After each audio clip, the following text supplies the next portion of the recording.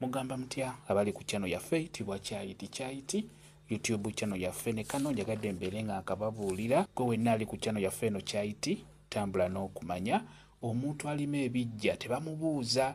Omuntu waba ali mu kulima bijja ng'alima malaalo mu bantu abo abaafa tebamubuuza, omuyitako buyisi, tomukubira jjambo. Bw'omukubira jjambo era obanga mubuuzizza. Omuntu alima ebijja tebamwebaza, tebamubuuza. Mukitegedde? Njagadde n'ekyo mbeere nga mukimanya. Bw'okyalangako mu kyalo gwe wenna ali ku channel yaffe eno Kyayiti n'okeera okutambulatambulako mu makubo g'eyo mu byalo n'osanga abantu nga balima ebijja tobabuuza, bayiteko buyisi. Tekiba kirungi kubuuza muntu ali mu kulima ebijja. Era bw'onamubuuza wanaaba kitegeera ajja kukugamba nti tebabuuza balima bijja. Ajja kikugamba tajja kuddamu.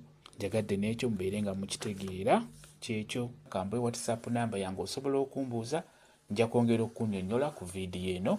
WhatsApp namba yange eri 077784734 yeeyo WhatsApp namba yange.